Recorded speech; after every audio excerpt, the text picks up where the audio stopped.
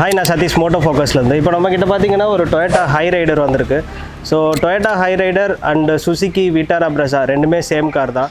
So இதே headlight வந்து ரெண்டு காருக்குமே அப்கிரேட் பண்ணிக்கலாம். இப்போ நம்ம இந்த காருக்கு என்ன அப்கிரேட் பண்ண போகிறோம் அப்படின்னா FE Retrofitோட Aero 5E அப்படிங்கிற ப்ராடக்ட் அப்கிரேட் பண்ண போகிறோம்.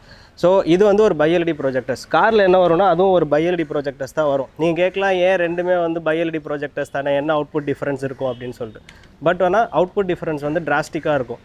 என்னென்னா ஃபர்ஸ்ட் அவுட்புட் டிஃப்ரெண்ட் பேராமீட்டர் எதில் வரும்னா இதில் யூஸ் பண்ணுற எல்இடி சிப்செட், இதோட டெக்னாலஜி, இதோட ரிஃப்ளெக்டிவ் பவுல் மெக்கானிசம், லென்ஸு, இது எல்லாத்த பேஸ் பண்ணி மட்டும்தான் வரும். அப்பார்ட் ஃப்ரம் தட் எக்ஸிஸ்டிங்காக இருக்க எல்இடியை விட இந்த எல்இடியோட வாட்டேஜும் கொஞ்சம் ஜாஸ்தி, ரொம்ப ஜாஸ்தியாக இருக்குன்னு சொல்ல முடியாது, கொஞ்சம் ஜாஸ்தி. இதோட லோ பீம் பார்த்தீங்கன்னா 55 to 60 வாட்ஸ் வரும்.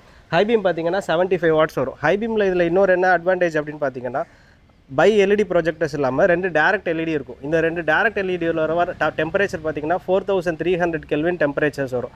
ஸோ இது கம்ப்ளீட் ப்ளக் அண்ட் ப்ளே தான். இது அப்கிரேட் பண்ணதுக்கப்புறம் எந்த எரர், எந்த விதமான இஷ்யூமே இருக்காது. அண்ட் இதோட வார்ம் அப் பார்த்தீங்கன்னா bi-xenon மாதிரி ஸ்லோவாக இல்லாமல் இன்ஸ்டண்ட்டாக குயிக்காக இருக்கும். ஸோ இதுக்கு செப்பரேட்டாக நீங்கள் எதுவும் ரிலே ஹார்னஸ் அந்த மாதிரி எதுவும் ஆட் பண்ண தேவையில்லை. Direct plug and play model தான். வாங்க இதோட இன்ஸ்டலேஷன் ப்ராசஸ் எப்படி இருக்குன்னு பார்க்கலாம். இன்ஸ்டால் பண்ணதுக்கப்புறம் இதோட அவுட்புட் டிஃப்ரென்ஸ் எந்த அளவுக்கு இம்ப்ரூவ்டாக இருக்குன்னு பார்க்கலாம். தேங்க்யூ.